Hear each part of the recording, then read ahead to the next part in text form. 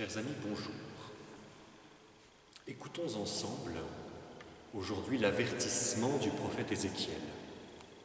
Fils d'homme, j'ai fait de toi un guetteur pour la maison d'Israël.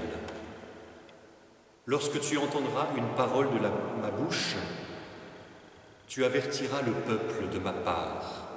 Si je dis au méchant, tu vas mourir, et que tu ne l'avertis pas, si tu ne lui dis pas d'abandonner sa conduite afin qu'il vive enfin, lui, le méchant mourra dans son péché, mais à toi, je demanderai compte de son sang.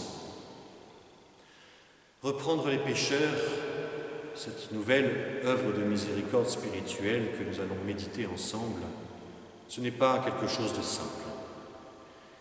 D'abord et peut-être surtout parce qu'on se sent indigne de le faire, étant pécheur nous-mêmes.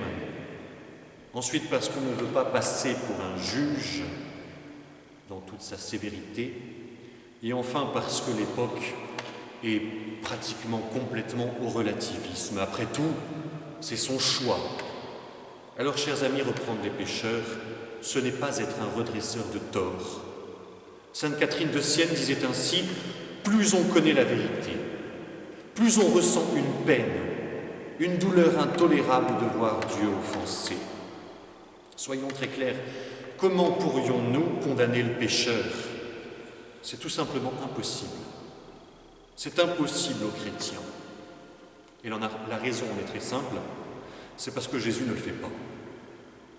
Et nous savons tout aussi bien qu'à Sainte Marie-Madeleine, après lui avoir accordé son pardon, il dit « Personne ne te condamne.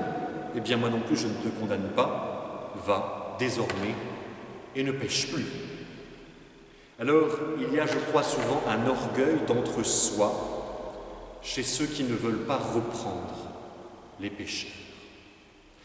En préparant le jubilé extraordinaire de la miséricorde, le pape François, notre Saint-Père, écrivait: l'Église condamne le péché parce qu'elle doit dire la vérité. Ceci est un péché. Mais en même temps, elle embrasse le pécheur qui se reconnaît comme tel, s'approche de lui parle de la miséricorde infinie de Dieu. Jésus a pardonné même ceux qui l'ont mis en croix et l'ont méprisé. Nous devons revenir à l'Évangile sur l'exemple du Seigneur. L'Église est appelée à répandre sa miséricorde sur tous ceux qui se reconnaissent pécheurs, responsables du mal accompli, qui sentent avoir besoin du pardon. L'Église n'est pas là pour condamner, mais pour permettre la rencontre avec l'amour viscéral qu'est la miséricorde de Dieu. Mais pour que cela ait lieu, je le répète souvent, dit le Saint-Père, il est nécessaire de sortir